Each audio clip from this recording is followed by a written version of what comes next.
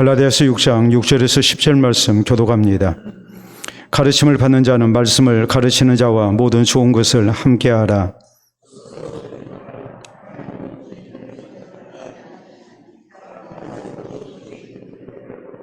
자기 육체를 위하여 심는 자는 육체로부터 썩어질 것을 거두고 성령을 위하여 심는 자는 성령으로부터 영생을 거두리라.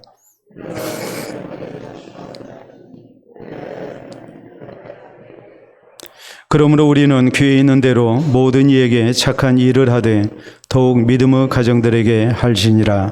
아멘. 기도하고 말씀 받도록 합니다. 하나님 아버지 감사합니다. 오늘도 세상의 길에서 이 모습 저 모습으로 살아왔던 우리들 길 대신 주님 앞에 불러주신 것을 감사합니다. 내가 곧 길이요 진리요 생명이신 우리 주님의 음성을 우리가 기억하며 이제 우리 주님께서 우리에게 허락하신 말씀을 따라 우리의 걸어가야 할 길을 밝히 보기를 원합니다.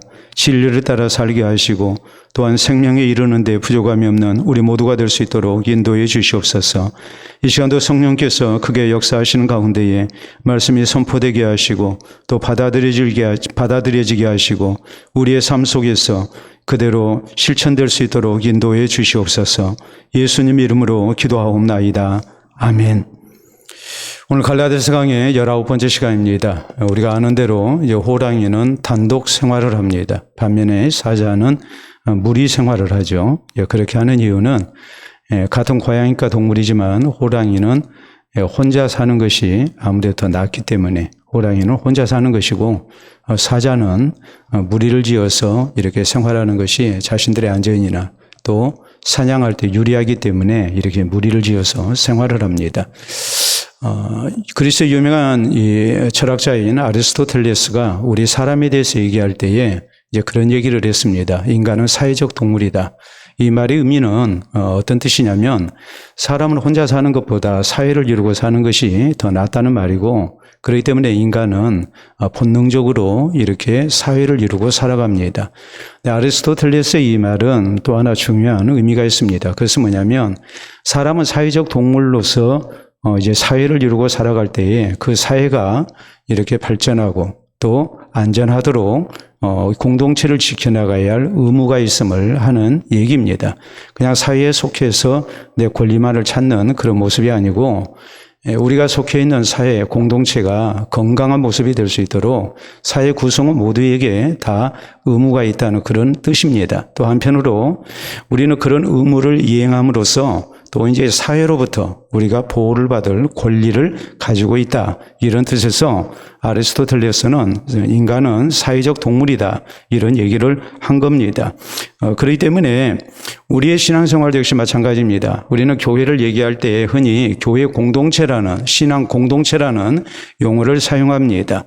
그렇기 때문에 공동체를 이루고 있는 성도 개개인이 가져야 할 그런 신앙의 자세가 무엇일까요? 그것은 우리의 신앙 공동체인 교회가 건강한 교회가 될 수 있도록 이 건강한 교회를 이루기 위해서 우리가 교인으로서의 그런 의무를 우리가 잘 감당을 해야 합니다.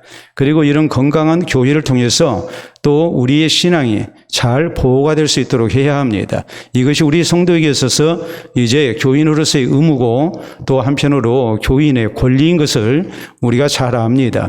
그렇기 때문에 신앙경은 이런 말을 합니다. 하나님은 하나님의 자녀된 성도가 나무 토막 하나 의지해서 바다 건너 천국으로 오라고 하지 아니하셨다. 교회라는 큰 배를 타고 우리로 이 풍랑 이는 이 고해 같은 세상을 건너서 우리에게 천국에 오게 하셨다라고 이렇게 말을 합니다. 여러분 생각을 해보세요. 혹시라도 우리가 바다의 풍랑을 만난다면 나무 토막 하나 의지하고 내가 아무리 헤엄을 잘 친다 할지라도 그 풍랑이 있는 바다를 우리가 무사히 건널 수가 없을 것입니다. 반면에 우리가 큰 배를 타고 간다면 어떤 경우 풍랑을 만나서 우리가 멀미를 하기도 하고 또 배 안에서 넘어지기도 하겠죠. 그렇지만은 큰 배이기 때문에 우리가 밖으로 튕겨나갈 염려는 없습니다. 또 밖으로 굴러 떨어질 염려는 없습니다. 또 주변에 이제 나를 일으켜 세울 수 있는 함께한 사람들이 있기 때문에 내가 배 안에서 좀 넘어지고 또 여러 가지 힘든 경우를 당한다 할지라도 얼마든지 우리가 목적지까지 무사히 항해할 수 있을 것입니다. 그렇기 때문에 이 말은 무엇을 의미하겠습니까? 우리 성도는 교회라는 신앙 공동체를 이루는 가운데 신앙생활을 하게 하셨다는 말이에요. 그래서 교회의 건강함을 위해서 우리가 함께 수고해야 할 의무가 있는 것이고, 또 한편으로 이 건강한 교회 속에 속함으로써 우리의 신앙이 지켜지는 거예요. 그래서 우리가 하나님 나라까지 가는 그런 성도가 될 수 있다는 것을 신앙 격언은 그렇게 말씀을 하고 있는 겁니다. 자, 우리는 지난 시간에 함께한 교회 안에 형제가 범죄했을 때에 우리가 어떤 신앙의 모습을 가져야 할 것인가, 여기에 대해서 말씀을 살폈습니다. 온유한 심령으로 우리는 이런 사람들을 바로 잡아줘야 한다고 그랬죠. 그래서 바른 신앙생활을 할 수 있도록 우리가 도와줘야 합니다. 한편으로 이렇게 범죄한 형제를 보고 우리는 나 자신도 얼마든지 넘어질 수 있다는 것을 생각하고 나를 살피는 가운데 우리가 바른 신앙생활을 또 힘써야 함에 대해서 말씀을 배웠습니다. 그리고 이런 모든 것은 우리가 저를 긍휼히 여기고 또 사랑하고 용서한 가운데 그리스도의 법을 성취하는 모습으로 우리가 공동의 책임의식을 가지고 우리가 서로를 용납하는 모습으로 우리가 교회를 세워나가야 한다. 이것이 이제 우리가 지난 시간에 살폈던 말씀의 내용입니다. 아무리 우리가 성령의 소욕을 따라서 살기를 원하지만 그게 말처럼 쉽지가 않단 말이에요. 그래서 육체의 소욕을 따라서 범죄하고 우리가 넘어지고 하는 성도가 분명히 있고 나 자신도 얼마든지 그럴 수 있어요. 그때마다 우리가 서로를 정죄하고 서로 멀리하고 하는 것이 아니라 그런 일을 통해서 우리가 그리스도의 법을 성취하는 교회가 돼야 된다. 서로 용서하고 사랑하면서 또 서로를 붙들어주면서 우리가 함께 이렇게 신앙을 지키고 아름다운 교회를 세워나가는 그런 모습이 있어야 된다. 이것이 우리가 지난 시간에 살폈던 말씀의 주된 내용입니다. 자, 오늘 성경 말씀은 그러면 교회 공동체에 부르심을 받은 우리 성도가 이런 아름다운 교회 건설을 위해서, 이런 공동체를 우리가 건설하기 위해서 과연 어떤 신앙의 자세를 가져야 할 것인가, 이것을 우리에게 말씀하고 있는 거예요. 자, 그렇기 때문에 오늘 성경 말씀은 이 점차적으로 개인이 이신칭의를 통해서 우리가 구원을 얻지만 또 한편으로 교회라는 것이 우리가 이렇게 공동체를 이루는 가운데에 그 공동체 안에서 우리가 서로를 붙들고 도우면서 함께 나아가는 교회가 돼야 됨을 우리에게 이렇게 확장해서 말씀을 하고 있는 겁니다. 그래서 점차적으로 이제 이 갈라디아서의 그런 결론을 향해서 나가고 있는 거예요. 자, 그렇기 때문에 오늘 우리가 속해 있는 교회 공동체가 어떻게 하면 건강한 공동체가 될 것인가, 그리고 이 안에서 우리가 아름다운 그런 교회를 건설하고 또 우리의 신앙이 아름답게 지켜질 것인가, 교인으로서 공동체 안에 부름받은 성도의 의무가 무엇이고 또 우리가 어떤 모습의 그런 은혜를 입을 수가 있는가, 권리를 누릴 수 있는가, 이것이 오늘 성경 말씀의 주된 내용이에요. 자, 그래서 오늘 성경은 먼저 어떤 말씀을 하냐면 우리에게 하나님의 선한 사에게 우리가 함께 할 수 있어야 한다. 이것을 먼저 강조해요. 자, 6절에 있는 말씀 보도록 합니다. 거기 보면 가르침을 받는 자는 말씀을 가르치는 자와 모든 좋은 것을 함께 하라라고 말씀합니다. 자, 이 말씀을 우리가 보자면 말씀을 가르치는 자와 가르침을 받는 자가 함께해야 한다. 이 말은 목회자와 그리고 이제 교회의 구성원들, 성도들이 함께해야 한다는 그런 의미죠. 왜요? 목회자와 성도가 함께해야 건강한 교회가 될 수 있는 것이지 서로 간에 엇박자가 나면 어떻게 건강한 교회를 우리가 이룰 수 있겠습니까? 그렇기 때문에 서로 간에 우리가 협력하는 그런 자세가 필요하죠. 그래서 모든 좋은 것을 함께하라 그랬어요. 자, 모든 좋은 것, 이 모든 좋은 것은 크게 두 가지 의미가 있어요. 첫째는 목회자의 경제적인 필요 이런 것을 채울 수 있어야 한다는 말이에요. 그래서 우리가 구약시대 보면은 이제 제사장과 레위인들 이들에게는 하나님께서 이 땅에 기업을 주지 아니하셨습니다. 대신에 하나님이 기업이셨습니다. 그리고 나머지 이스라엘의 지파들이 저희가 11조를 내고 또 감사 헌물을 드리고 해서 이제 그런 것들로 이 제사장과 레위족인들이 이 주의 백성들을 돌보고 하나님을 섬기는 일에 전념하도록 했습니다. 그러니까 모든 좋은 것을 함께 하도록 해라. 자, 목회자가 하나님 나라의 사역, 교회를 잘 돌보기 위해서 위해서, 성도들 잘 돌보기 위해서 이런 여러 가지 경제적인 그런 부분들, 여기에 대해서 교회 성도들이 서로 함께할 수 있어야 한다, 이렇게 협력해야 한다, 그런 의미죠.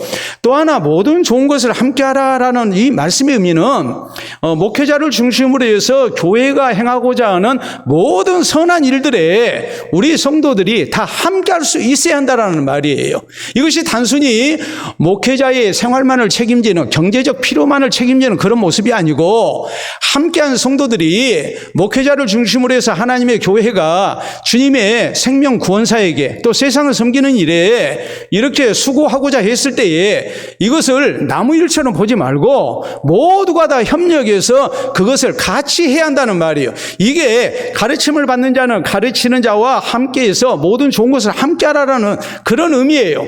단순히 경제적인 필요만 채우는 것이 아니고 하나님 나라 사역을 잘 할 수 있도록 우리가 모두가 다 함께 하나님 나라 사역에 동참해야 한다. 우리가 쓰임받아야 한다. 이것을 말씀을 하고 있는 겁니다. 그래야 건강한 교회가 되죠. 그래야 좋은 교회가 되죠. 그리고 우리가 그 교회 안에서 내가 이제 내 신앙이 지켜질 수 있는 것이죠.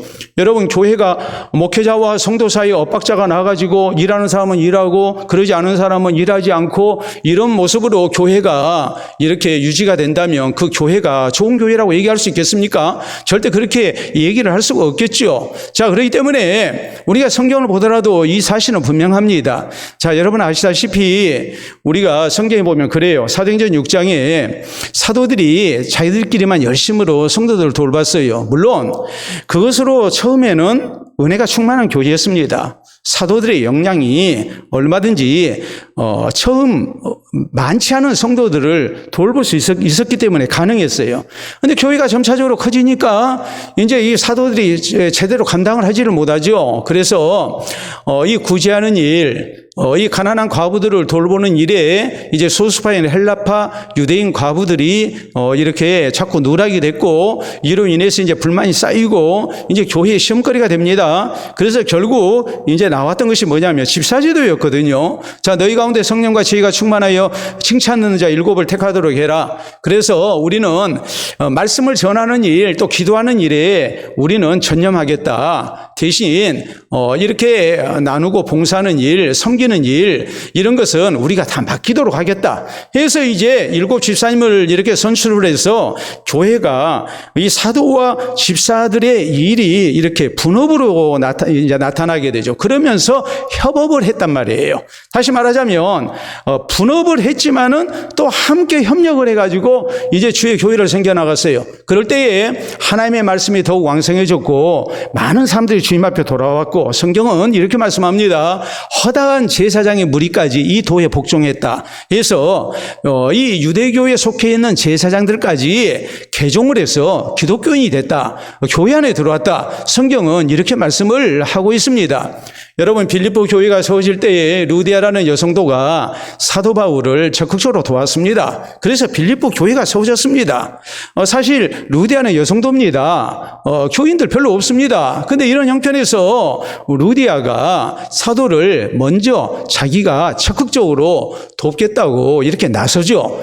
그래서 자기 집을 내놓고 해서 이제 이 집을 거처로 삼아서 선교센터로 삼아서 이제 바울 사도가 열심으로 복음을 전하는 가운데 빌립보 교회가 세워진 것 아니겠습니까? 여러분, 사도 바울은 로마서 16장에 그런 말씀을 합니다. 뭐라고 그러냐면 그가 평생을 돌아보면서 자기와 함께하고 자기를 위해서 헌신했던 성도들을 기억합니다. 그래서 거기에 수십 명의 명단이 등장합니다. 그런데 그 명단 가운데 가장 먼저 언급했던 사람은 갱그레아 교회의 베베라는 여성도를 언급을 합니다. 베베라는 여성도에 대해서 바울은 나의 보호자였다라고 말을 합니다. 바울 사도의 보호자였다는 말이 뭐겠습니까? 바울이 어려운 일을 만나고 할 때에 굉장히 물심양면으로 또 영적으로 기도로 후원했다는 것을 의미를 하죠. 거기에다가 고린도 교회를 세울 때에 함께 만났던, 우리가 사도행전 18장에 보면 고린도 교회를 세울 때 함께 사역을 했던 이제 부부가 나옵니다. 바로 아굴라와 브리스라 부부입니다. 이 부부에 대해서 바울은 이렇게 말씀합니다. 저희는 나를 위해서 자기 목을 내놓은 사람이었다. 그러니까 이 부부가 얼마나 헌신적으로 바울 사도를 도왔는지 우리가 알 수 있잖아요. 그래서 교회가 세워졌고 건강한 교회가 세워진 가운데 이제 성도들이 이렇게 교회 가운데서 신앙을 지키고 보호를 받을 수가 있었단 말이에요. 또 하나님의 나라가 이렇게 확장되고 또 교회가 칭찬 듣는 교회가 될 수 있었다는 것을 우리에게 말씀합니다. 여러분, 성경은 고린도전서 12장 은사장에서 이런 말씀합니다. 교회가 뭐냐? 교회는 예수 그리스도를 머리로 한 몸이라고 이렇게 말씀을 합니다. 그리고 부르심을 받은 우리 성도는, 교회 공동체 가운데 속해 있는 우리 성도는 이 몸의 각 지체라고 말씀을 합니다. 그래서 강조하는 말씀이 뭡니까? 우리 몸의 지체 가운데 필요 없는 지체가 있느냐? 하나 없지 않느냐? 다 소중하지 않느냐? 다 필요하지 않느냐? 그러니까 우리가 서로를 인정하고 존중하고 협력해서 우리가 그리스도의 몸된 교회를 이렇게 건강한 모습으로 세우고 또 하나님 나라 사역을 잘 감당하는 모습이 돼야 된다. 이것을 우리에게 말씀을 하고 있죠. 여러분, 신랑과 신부가 결혼하게 되면 우리나라 풍습은 이제 그렇게 안 돼 있어요. 근데 기독교 문명권, 특히 로마 제국 하에 있었던 그런 이제 기독교 국가들, 거기에는 이 신랑 신부가 결혼할 때 아주 중요한 풍습이 있어요. 그게 뭐냐면 들러리예요. 들러리인데 신부가 이제 이렇게 사실 여성이 제일 아름다운 때가 언제겠습니까? 결혼식 날 신부가 제일 아름답겠죠. 특히 5월의 신부, 10월의 신부, 우리가 잘 알지 않습니까? 그런데, 결혼식 날 신부가 너무 예쁘니까, 이렇게, 마귀가, 이렇게 질투를 해가지고, 그래서 이제 신부를 이렇게 해야 한다. 해서 이제 그런 이제 일종의, 어떤 이런 전설 같은 얘기가 있었단 말이에요. 그렇기 때문에, 이제 신부와 똑같은 옷을 10명을 입힙니다. 그래서 마귀가, 이렇게 진짜 신부를 찾아내지 못하도록. 그래서 이제, 이렇게 신부가 결혼을 하게 되면, 이 서양에서는, 신부 들러리가 10명이 똑같이 이렇게 웨딩드레스를 입고 이제 결혼식에 참석을 하는 거예요. 이게 이제 신부 들러리예요. 그 다음에 신랑 들러리가 있어요. 신랑 들러리는 어떤 사람을 얘기하느냐. 신랑 들러리는, 미국 같은 경우에 한 명을 세웁니다. 그래서 멋있게 생겼어요. 근데 멋있게 생겼는데, 이제 이 이 들러리가, 신랑 옆에 이렇게 서가지고, 결혼 반지, 신부에게 끼워줄 결혼 반지를 들고 있다가, 이렇게 신랑에게 이제 건네주는 역할을 맡아요. 그래서 이 신랑 들러리를 뭐라고 얘기하느냐, 영어로 베스트 맨이라고 얘기를 해요. 굉장히 이제 좋은 사람이다. 가장 신뢰가 가고 이런 사람, 신랑이 가장 믿을 수 있는 사람을 이렇게 이제 신랑 들러리로 세우는 거예요. 로마에서는 이제 법으로 이렇게 신부가 결혼을 할 때는 신부 들러리를 10명을 의무적으로 세우게 했습니다. 그렇게 했던 이유는 뭐냐면, 어떤 남자가 자기 마음에 드는 신부에게 구원을 했다가 퇴짜를 맞았어요. 그러면 거기 앙심을 품고 이제 자기를 따르는 사람들 데리고 가가지고 결혼식 날 신부를 이렇게 납치하는 일이 허다했기 때문에, 그래서 이제 신부 들러리를 똑같이 옷 입혀가지고 10명을 세운 거예요. 그래서 이제 신부를 납치하지 못하도록. 그러면 이제 들러리는 어떤 원칙을 지켜야 하느냐. 옷을 똑같이 입어도 들러리는 절대 신부보다 예뻐서는 안 됩니다. 또 신랑 들러리가 신랑보다 멋있어서는 안 돼요. 그러니까 우리가 이제 그런 예의가 이렇게 관습이 전해지고 있죠. 뭐냐면 결혼식에 하객으로 참석했는데 신랑 친구가 신랑보다도 더 멋있게 이렇게 꾸미고 온달지, 신부 친구들이 더 멋있게 꾸미고 온다면 그건 예의가 아니라고 그러잖아요. 그날은 누가 가장 돋보여야 합니까? 신랑 신부가 가장 돋보여야 되는 거거든요. 아무리 신랑 들러리가 베스트맨이라 할지라도, 또 신부 들러리가 굉장히 예쁘다 할지라도, 신부처럼 꾸민다 할지라도 신랑 신부보다 더 멋있어서는 안 된단 말이에요. 자, 그런데 사실 결혼식에 있어서 들러리는 신랑을 위해서나 신부를 위해서 굉장히 중요한 역할을 맡는 사람이거든요. 근데 우리말의 들러리는 뭐가 되느냐? 우리말의 들러리는 있으나 마나한 존재. 그냥 어떤 큰 존재에 묻어가는 존재로 이렇게 생각을 해요. 그 있어도 그만 없어도 그만인 존재를 이렇게 들러리라고 우리가 표현을 합니다. 그래서 그렇게 얘기를 하죠. 나는 그냥 들러리야. 나 신경 쓰지 마. 나 아무것도 아니야. 이 들러리를 또 우리가 다른 말로 얘기하면 그냥 꼽살이 낀다고 그러죠. 별로 중요하지 않은, 그래서 별로 중요하게 생각을 하지 아니에요. 그런데 우리가 잠언 16장 4절에 보면 성경은 이렇게 말씀합니다. 여호와께서 온갖 것을 그 시음에 적당하게 지으셨나니 악인도 악한 날에 적당하게 하셨느니라. 하나님께서 세상에 내신 모든 피조물들 다 존재 목적이 있어요. 창조 목적이 있어요. 다 필요해요. 더구나 하나님께서 핏값 주고 주의 교회를 사시고 우리를 한 사람 한 사람을 불러주셨습니다. 그런데 그리스도를 머리로 한 몸의 지체로 우리를 불러주셨는데 우리 몸에 필요 없는 지체가 하나 없듯이 우리가 왜 필요하지 않겠습니까? 내가 왜 필요하지 않겠습니까? 그렇기 때문에 오늘 성경은 6절에 그렇게 말씀합니다. 가르침을 받는 자는 가르치는 자와 모든 좋은 것을 함께 하도록 해라. 경제적인 부분만이 아니고 나의 재능을 따라서 또 나의 직무를 따라서 내가 해야 할 일이 무엇인가를 알고 목회자와 함께해서 건강한 교회를 세워나가야 할 의무가 있다는 말이에요. 자꾸 나라는 존재를 교회 안에서 들러리로 생각하는 겁니다. 목회자의 들러리로 생각을 해요. 또 열심으로 일하는 사람의 들러리로 생각을 해요.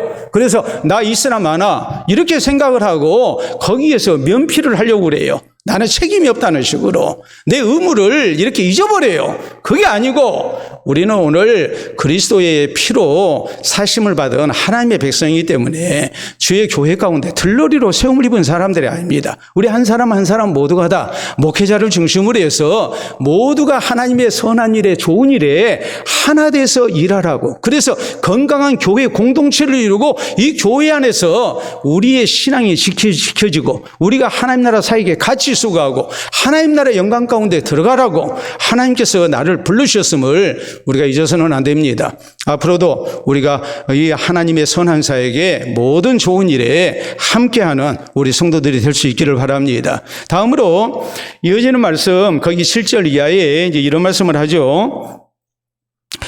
헌신의 결과를 생각하면서 우리에게 하나님 나라 사역을 위한 이제 헌신이 있어야 된다. 자, 7절 이하에 스스로 속이지 말라. 하나님은 업신여김을 받지 아니하시나니 사람이 무엇으로 심든지 그대로 거두리라. 자기 육체를 위하여 심는 자는 육체로부터 썩어질 것을 거두고 성령을 위하여 심는 자는 성령으로부터 영생을 거두리라 라고 말씀을 합니다. 자, 우리가 하나님 나라 사역을 위해서 이렇게 함께하고 헌신을 했습니다. 여기에 대해서 하나님께서 하시는 말씀이 거기에 분명히 아름다운 열매가 있다. 이것을 강조를 하죠. 그 아름다운 열매가 무엇을 의미하겠습니까? 우리가 아름답게 이렇게 헌신되고 수고했을 때 하나님은 우리의 헌신을 받으시고 분명히 생명 구원의 귀한 열매를 나타내실 것이고 또 하나님께 영광이 되게 하실 것입니다. 또 하나 열매가 있다는 말은 우리가 장차 하나님 앞에 서게 될 때 하나님께서 우리의 모든 헌신에 대해서 이렇게 인정하시고 칭찬하시고 또 하나님 주시는 상이 있다 그 말이에요. 그런데 여기 8절에 있는 말씀대로 육체를 위하여 심는 자는 육체로부터 썩어질 것을 거둔다. 또 영생을 위하여 성령을 위하여 심는 자는 이렇게 영생을 위해서 이 아름다운 열매를 거둔 가운데 영생을 거두게 된다. 이런 말씀이 뭐겠습니까? 여러분, 우리가 구원 얻은 성도로서 하나님 나라 사역에 함께하지를 아니하고 내가 교인으로서 지켜야 할 의무를 다하지를 아니하고 우리가 자꾸 내 욕심만을 위해서 살고 세상만을 위해서 살고 또 우리가 잘못된 것을 위해서 우리의 인생을 낭비하고 하면 나중에 그 결과는 절대 좋지 못하다 이 말이에요. 하나님 앞에 부끄러움을 당할 수밖에 없고 또 결국 그것이 나로 하여금 썩어질 것을 거두게 하는 또 그런 모습으로 살다 보면 우리가 구원에서 멀어질 수밖에 없다는 것을 지금 경고하고 있는 거예요. 반대로 내가 성령을 위해서 이렇게 이제 심었습니다. 그러면 성령으로부터 영생을 거둔다고 그랬어요. 여러분, 성령의 감동하심 속에 성령을 따라서 살았습니다. 또 하나님 나라 사역에 우리가 헌신했습니다. 그러면은 이런 모든 일들이 궁극적으로 내 신앙을 지키죠. 그리고 또 우리에게 주어지는 유익이 뭐겠습니까? 나를 통해서 내 헌신을 통해서 우리가 교회의 아름다운 사역이 열매를 거둠을 우리가 보게 되는 거예요. 그리고 하나님 앞에 서게 될 때 하나님께서 우리에게 뭐 하시겠습니까? 칭찬하시겠죠. 또 하나님의 상이 분명히 우리에게 있겠죠. 이것을 우리에게 말씀하는 거다 이 말이에요. 자, 그렇기 때문에 오늘 성경이 우리에게 말씀하는 것은 우리가 교회원으로서 하나님의 교회를, 건강한 교회를 만들기 위해서 내 의무를 다하게 될 때에, 이 의무를 다할 때 우리가 가져야 할 신앙의 자세는 뭐냐? 나의 헌신이, 나의 수고가 분명히 거기에 합당한 열매로 드러난다는 믿음을 가져야 해요. 하나님은 우리의 수고를 받으시고 하나님이 기뻐하시는 뜻을 이 땅 가운데 이루십니다. 그리고 우리에게 분명히 하나님이 주신 아름다운 열매를 나타내십니다. 그 열매를 통해서 하나님의 영광을 받으실 뿐만이 아니라 또 장차 우리가 하나님 앞에 설 때 하나님께서는 잘했다고 칭찬하시고 우리에게 분명히 상을 주신다 이 말이에요. 여러분, 우리 예수님께서 제자들 전도행 보내셨습니다. 제자들이 돌아와서 보고합니다. 주의 이름 앞에 이렇게 귀신들도 항복합디다. 예수님께서 말씀하십니다. 귀신이 너희에게 항복한 것으로 기뻐하지 말고 너희 이름이 하늘에 기록된 것으로 기뻐하라 그랬어요. 우리가 누가복음 예수님께서 이제 십자가 지실 무렵에 제자들에게 이런 말씀을 하십니다. 22장 28절로 30절에 보면은 너희는 나의 모든 시험 중에 항상 나와 함께 하였은즉 너희로 내 나라에서 내 상에서 먹고 마시며 또는 보좌에 앉아 이스라엘 12지파를 다스리게 해주겠다라고 우리 주님께서 말씀을 하세요. 여러분, 우리가 주를 위해서 사는 것이 절대 헛된 것이 아니라는 것을 말씀을 해요. 성령을 위하여 심는 자는 성령으로부터 영생을 거두고 하나님의 상급이 있음을 우리에게 말씀을 하고 있는 겁니다. 우리 주님 말씀하시죠. 하나님의 밀이 땅에 떨어져 죽지 아니하면 하늘 그대로 있고 죽으면 많은 열매를 맺는다. 여러분, 심은 대로 거두게 하시는 하나님이에요. 우리가 육신을 위해서 심었으면, 육체를 위해서 심었으면 거기에서 썩어질 것을 거두는 것이고, 우리가 성령을 위해서 우리가 심었다면은 분명히 성령을 통하여서 우리가 영생을 얻는, 영원한 생명과 영원한 상급을 얻는, 영광을 얻는 그런 성도가 될 수 있다는 말이에요. 그러니까 사도 바울은 로마서 8장 18절에 그런 말씀을 하죠. 생각하건대 현재 원하는 장차 우리에게 나타날 영광과 좋게 비교할 수 없다. 내가 지금 이렇게 심는 일 수고하고 고생되는 것 같지만 이 모든 것에는 장차 우리에게 주어지는 하늘의 영광이 있음을, 상급이 있음을 이렇게 확신하는 거 아니겠습니까? 여러분, 사진 하나 보도록 합니다. 여러분 사진 보시게 되면 저게 독일의 철십자 훈장이에요. 철십자 훈장인데 제2차 세계대전 당시에 나치가 이렇게 전쟁터에서 이제 큰 공헌을 한 군인들에게 수여했던 그런 이제 훈장입니다. 독일 최고의 무공 훈장이에요. 우리나라로 얘기하자면 태국 무공 훈장급이에요. 이걸 히틀러가 직접 달아줬어요.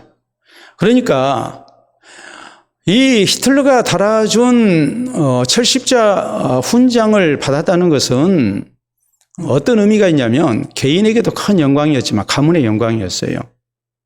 그런데 나치가 독일이 2차 세계대전에서 패전국이 됐고, 그리고 이 철십자 훈장은 어떤 신세가 되고 말았느냐, 이것은 전쟁에서 이제 범죄행위를 저지른 증거가 되고 말았어요. 네?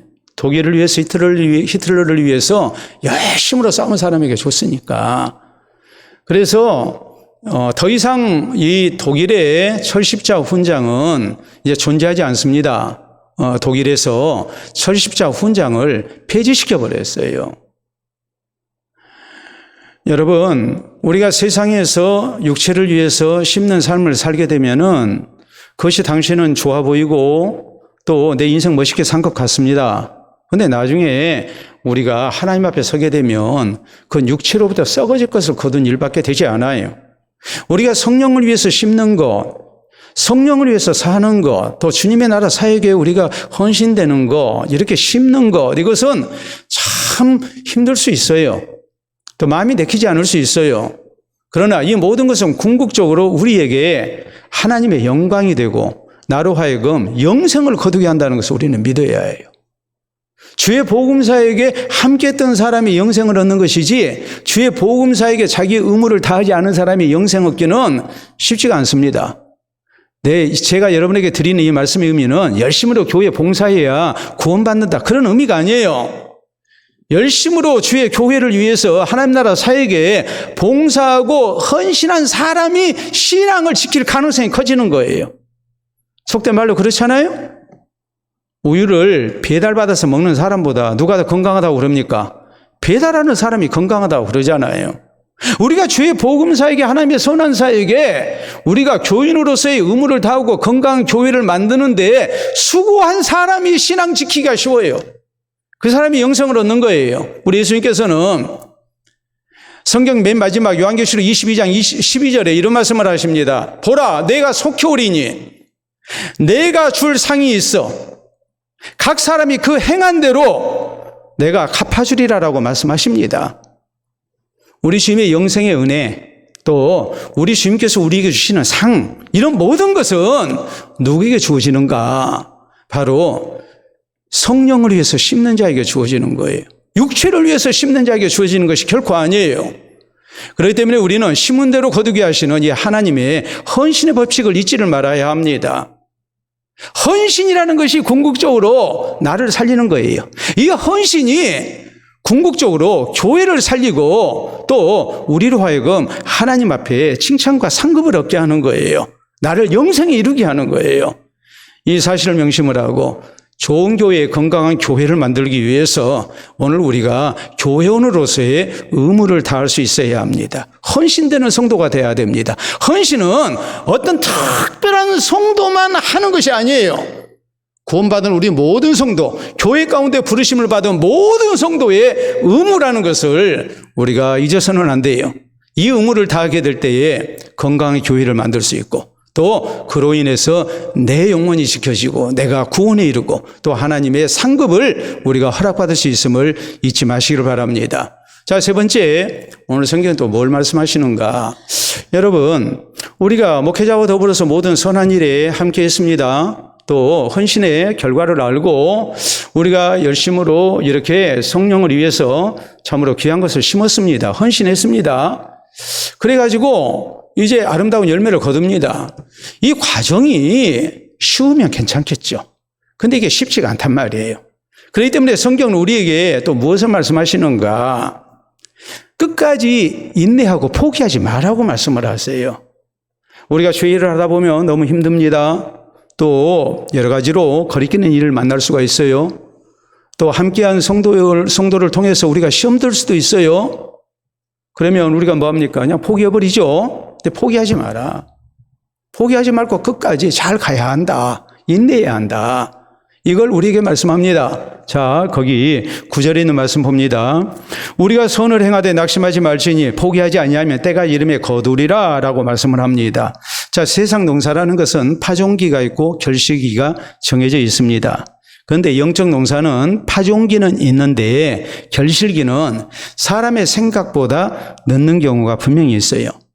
하나님의 때가 돼야 거둬요. 그렇기 때문에 내가 생각한 것만큼 분명히 심은 대로 거둔다고 했는데 빨리 안 거둬져요. 또 내가 원하는 것만큼 거둬지지 않아요. 그러면 우리가 시험 들죠. 또 힘이 빠지겠죠.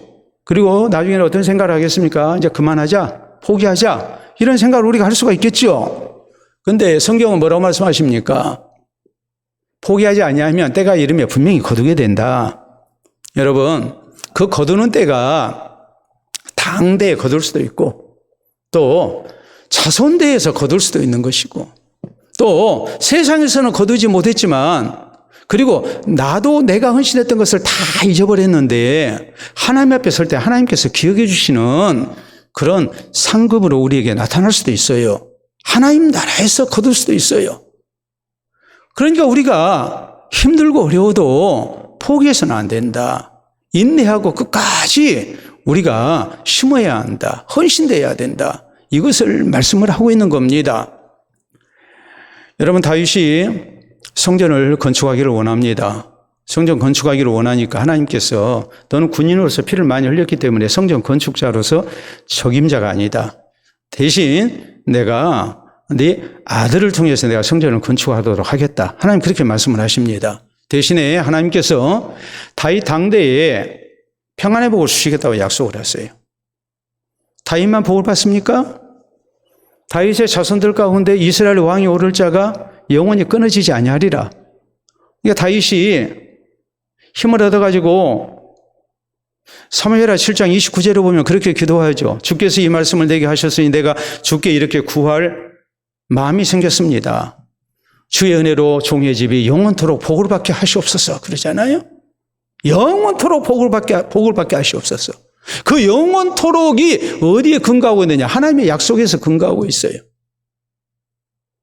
나는 심었는데 내가 심은 것에 대해서 내 자손이 복을 받는단 말이에요. 그러니까 다윗이 나중에 시편 37편에 보면 자 시편 37편 또 73편 이 성경은 우리가 세상을 하나님의 백성으로 살아갈 때에 불신자의 형통을 보고 시험 들 때 우리가 어떤 신앙의 자세를 가져야 할 것인가 여기에 대해서 쓰고 있는 성경이거든요. 세상이 꼭 공식대로는 안 돼요. 선한 자가 항상 잘 되고 악한 자는 항상 안 되고 그게 아니고 그 반대로 되는 경우도 있어요. 그러면 우리가 그때 어떻게 해야 되느냐? 행악자를 인해서 불평하지 마라. 너도 행악에 치우칠 뿐이다 하면서 여호와를 참아 기다리라 하면서 하나님의 때가 되면 악인은 눈 씻고 찾아봐도 안 보일 것이다. 반면에 온유한 자, 하나님을 경외하면서 자기 마음을 잘 다스린 사람들, 불신자의 형통을 보고도 시험 들지 않고 그것을 잘 다스린 사람이 땅을 차지하게 된다. 하나님의 승리를 얻게 된다. 이렇게 성경은 말씀하죠. 그런데 다윗이 이 시편을 쓰면서 이런 말씀을 합니다. 의인은 꾸어주고 그 자손이 복을 받는도다 그랬어요. 부모는 심었어요. 근데 누가 거두느냐? 거두는 자는 그 자손이에요. 얼마든지 그렇게 나타날 수가 있어요. 파종기와 결실기가 얼마든지 하나님의 역사는 다룰 수가 있단 말이에요. 그러니까 우리가 그것을 잊지 말아야 해요. 자, 오베데돔이라는 사람이 여호와의 언약궤를 이렇게 잘 모셨습니다. 석 달을 잘 모셨더니 하나님께서 오베데돔과 그의 소유에 복을 주셨어요. 그리고 오베데돔의 가족은 어떻게 됐느냐? 그 자손들은 대대로 성전 문지기로 하나님 앞에 쓰임을 받습니다. 영광스러운 믿음의 가문이 된 거예요. 헌신의 가문이 된 거예요. 이런 일들을 우리가 생각하면 오늘 주의 선한 사역에 우리가 수고하고 있을 때에 우리가 명심해야 할 것은 사람 생각대로 모든 것이 당장에 거두어지지 아니한다 할지라도 내가 바라는 열매가 나타나지 아니한다 할지라도 우리가 절대 포기하지 말아야 한다는 것, 낙심해서는 안 된다는 것을 명심을 해야 합니다. 우리가 잘 인내해야 해요. 기다려야 해요. 그래서 하나님께서 주시는 아름다운 열매를 우리가 거둘 수 있어야 해요. 사도 바울이 헌신자의 길을 갈 때 그 길이 쉬웠습니까? 바울은 사도행전 20장 23절로 24절에 이런 말씀을 합니다. 오직 성령이 각 성에서 내게 대하여 증언하시기를 결박과 환난이 너를 기다린다 하시나 나의 달려갈 길과 주 예수께 받은 사명 곧 하나님의 은혜의 복음 증언하는 일을 마치려 하면 나의 생명조차 조금 더 귀한 것을 여기지 아니하노라 그랬거든요. 그가 달려가는 길이 쉬웠다는 말이 아니에요. 그렇기 때문에 그가 평생을 이 길을 달리고 난 다음에 했던 고백이 무엇입니까? 죽음을 앞두고 그는 디모데후서 4장 7절 8절에 이렇게 고백합니다. 내가 선한 싸움을 싸우고 나의 달려갈 길을 마치고 믿음을 지켰으니 이제 후로는 나를 위하여 의의 면류관이 예비되었으므로 주곧 의로우신 재판장께서 그날에 내게 주실 것이요 라고 이렇게 고백을 해요.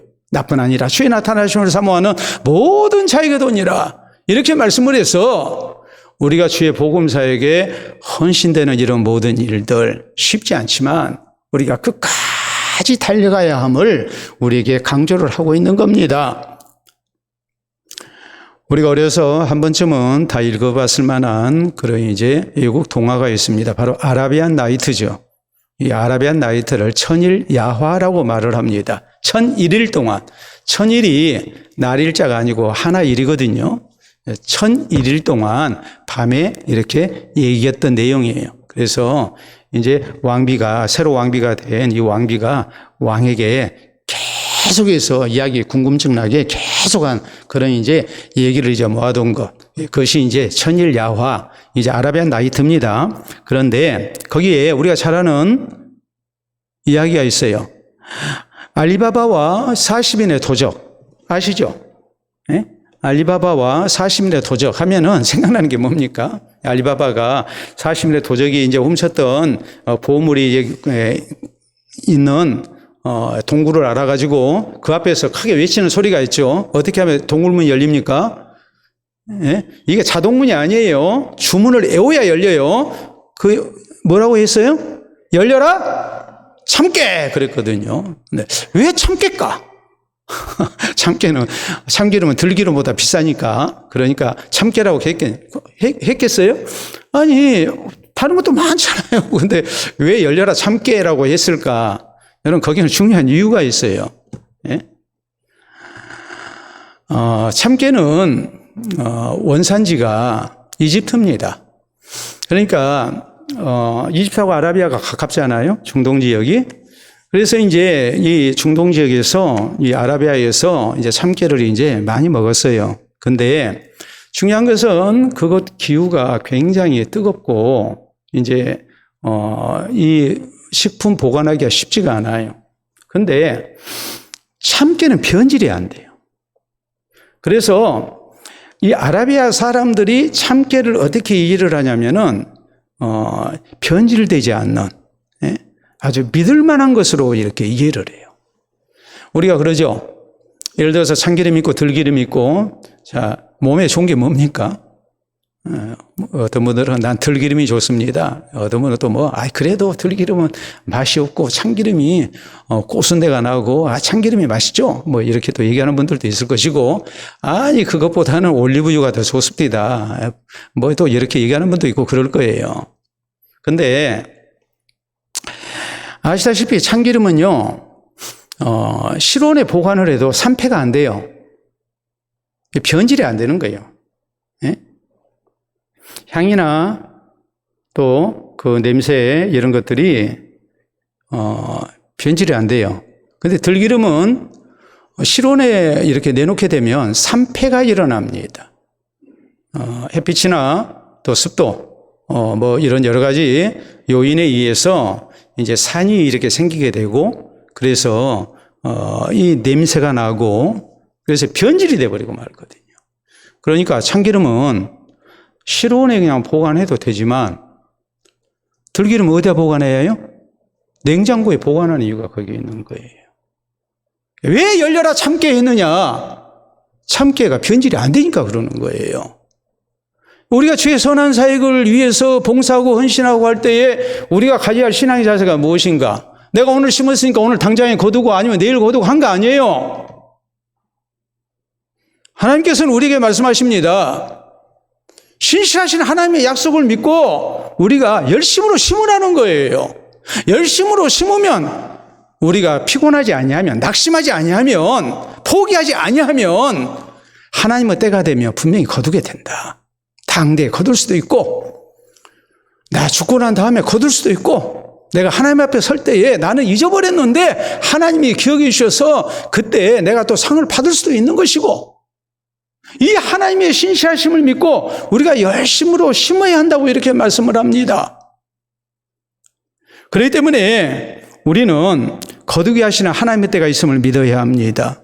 그리고 열심으로 선을 행해야 합니다. 인내해야 합니다. 그래서 하나님의 때에 거두게 하시는 아름다운 복을 누리는 우리가 될 수 있기를 바랍니다. 자, 프랑스의 유명한 작가 가운데에 알렉산드르 디마라는 소설가가 있었습니다. 이 사람이 1844년에 발표한 유명한 작품이 있어요. 그게 뭐냐면 삼총사라는 작품이에요. 자, 그래서 이런 삼총사라는 작품이 이제 그 영화로도 이렇게 나오고 또 뮤지컬로도 연극으로도 이렇게 많이 이제 공연이 됐습니다. 삼총사의 내용은 다탈리앙이라는 이제 그 주인공이 이 왕의 이제 근위대를 이제 이 총사대라고 했는데, 그 이제 구성원들이 이제 총사예요. 총사인데 이제 원래대로 하자면은 총을 가지고 이렇게 이제 구성된 부대예요. 근데 이제 그 삼총사라는 그 소설에서는 총으로 이렇게 이제 무장을 하지 않고 이제 칼을 들고서 이제 무장해서 이제 싸우는 그런 모습으로 나오죠. 그래서 이제 달달량과 그리고 이제 삼총사가 함께해서 이렇게 이제 불의와 싸우는 그런 이제 내용, 흥미진진한 그런 내용이 이렇게 전개되는 소설입니다. 자, 그래서 이것이 이제 자 사진 보도록 할까요? 영화의 한 장면인데 삼총사라는 영화의 한 장면이에요. 우리가 잘 아는 레오나르도 디카프리오입니까? 배우가 이제 제일 우리가 볼 때 오른쪽에 있는 배우고, 그래서 이제 4명이, 그러니까 달달량과 이제 3명의 삼총사니까 이제 4명이 저렇게 탁 칼을 대고서 이제 서로 간에 이제 단결의 모습을 나타내는 거예요. 뮤지컬에서는 또 이런 모습으로 사진이 나옵니다. 역시 비슷하죠. 비슷한데요. 다음 사진을 보게 되면 영화의 포스터예요. 영화의 포스터. 자, 삼총사라는 영화의 포스터입니다. 그 위에 뭐라고 쓰여졌습니까? 하나를 위한 전부, 전부를 위한 하나라고 이렇게 기록이 되어 있죠. 이게 삼총사라는 이 소설의 가장 중요한 구호예요. 그래서 그 구호가 뭐냐면 모두는 하나를 위해, 하나는 모두를 위해입니다. 4명이 하나 돼 가지고 싸운 거예요. 그래서 하나를 위한 전부, 전부를 위한 하나, 혹은 전체를 위한 하나, 혹은 하나를 위한 전체, 이렇게 이제 설명을 하죠. 그래서 알렉산드르 디마는 이제 그런 얘기를 했습니다. 이것이 우리의 소망이다 그랬어요. 어떤 공동체를 살리는 그 가장 중요한 것이 무엇인가? 네? 그것은 다른 것이 아니고 하나를 위한 전체가 돼야 되고 전체를 위한 하나가 돼야 된다. 이것이 혼란한 시대를 살아가는, 불의가 가득한 세상을 살아가는 데 있어서 우리의 소망이다 그랬어요. 우리의 소망이다. 오늘날 세계 평화를 위한 집단 안보 체제가 있습니다. 우리가 잘 아는 유엔입니다. 유엔의 헌장 규범이 뭐냐면 바로 이거예요. 하나를 위한 전체, 전체를 위한 하나예요. 세계 평화를 위해서 전 세계 국가가 하나 돼야 한다. 전 세계 국가가 하나 돼서 이렇게 전체를 위한 하나가 돼야 되고, 또 이 전체는 하나를 위해서 존재해야 된다. 또 우리가 73년 전에 북한 공산군이 쳐내려왔을 때 유엔의 도움을 우리가 받았잖아요. 16개 국가가 군대를 이렇게 보내줘서, 그래서 우리가 공산을 막았잖아요. 이게 유엔의 정신이에요. 유엔 헌장 규범이에요. 이 하나를 위한 전체, 전체를 위한 하나, 이것이 오늘 하나님의 교회에도 여전히 유효하고 우리가 명심해야 할 규범이라는 것을 우리는 잊지 말아야 합니다. 우리 하나님께서 그리스도 예수를 통해서 우리를 구원의 백성으로 불러주셨습니다. 우리를 한 교회 가운데 불러주셨습니다. 그러면 우리는 어떤 생각을 가지고 우리가 이 교회를 세워나가야 합니까? 다른 게 아닙니다. 교회를 위해서 내가 존재해야 해요. 이게 내 의무예요. 그리고 교회는 또 하나님의 선한 사역을 힘쓰고 성도들을 지키는 가운데 성도가 신앙을 지켜나갈 수 있도록 보호를 해줘야 해요. 이것이 교회가 돼야 돼요. 오늘 성경 말씀은 10절에 그렇게 말씀합니다. 그러므로 우리는 귀에 있는 대로 모든 이에게 착한 일을 하되 더욱 믿음의 가정들에게 할지니라. 귀에 있는 대로 우리가 더 많이 해야 한다고. 교회 밖에 있는 사람들을 위해서도 우리가 착한 일 많이 하고, 교회 안에서 우리 성도들을 보호하기 위해서 우리가 더 많이 해야 된다고 우리에게 이렇게 강조를 합니다. 오늘 주신 말씀 보면서 우리가 속해 있는 교회 공동체가 어떤 모습으로 존재해야 할 것인가, 다시 한번 우리에게 깊은 생각이 있기를 바랍니다. 우리 모두가 다 하나님의 선한 사에게 함께 해야 합니다. 그리고 헌신의 결과를 우리가 바로 알고, 우리가 힘들어도 우리가 뭐 해야 합니까? 끝까지 포기하지 말고 우리가 하나님의 선한 사역을 힘써야 합니다. 그래서 나를 지키고 또 다른 성도를 지켜주고 또 교회를 지켜나가는 우리 모두가 될 수 있기를 바랍니다. 우리 함께 기도합니다. 오늘 주께서 우리 가운데 허락하신 교회, 나는 교회 가운데 어떤 사람으로 존재하고 있는지 다시 한번 생각하면서 주의 선한 사역을 위해 우리가 늘 함께하기를 힘쓰고 나의 모든 수고가 헛되지 아니함을 우리가 확신하고 이것이 결국 나와 내 후손을 지키고 서로를 지키고 교회를 지키는 길, 하나님 앞에 설 때에 상급받는 길인 것을, 영생에 이르는 길인 것을 우리가 잊지 말고 이를 위해서 더 아름답게 쓰임받을 것을 다짐할 수 있기를 바랍니다. 기도합니다.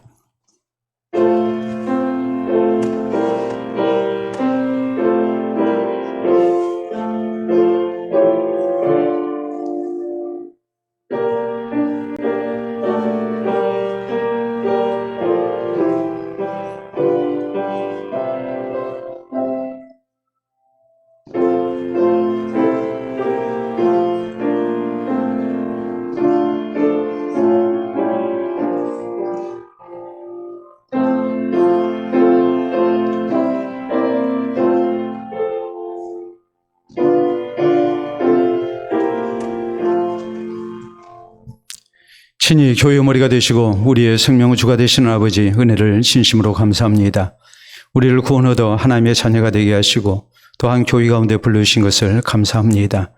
이제 주께서 허락하신 교회를 우리가 어떻게 지켜나가야 하는지 말씀을 통해 교훈해 주셨으니 우리가 주의 선한 사역에 늘 함께하여 하나님 나라 사역을 위해 아름답게 쓰임받게 하시고 우리 주님께서 기뻐하시는 귀한 사역 속에 우리 주님, 우리 가운데 허락하시는 영생이 있게 하시고 상급이 있게 하시고 또 아름다운 열매 있기를 원합니다.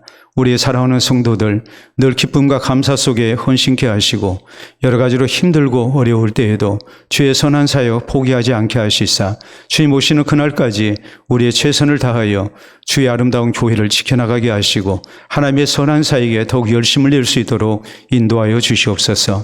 이 모든 수고 속에 하나님께서 영광을 받아주시고 또 우리의 사역이 귀한 열매로 드러나게 하시사 우리 하나님께서 기뻐하시는 교회 되게 하시고 주님 앞에 잘했다 칭찬 넣는 우리 한 사람 한 사람 되게 하시고 우리의 자손들에게까지 하나님의 베푸시는 구원이 있게 하시고 영광이 있도록 도와주시옵기를 원합니다.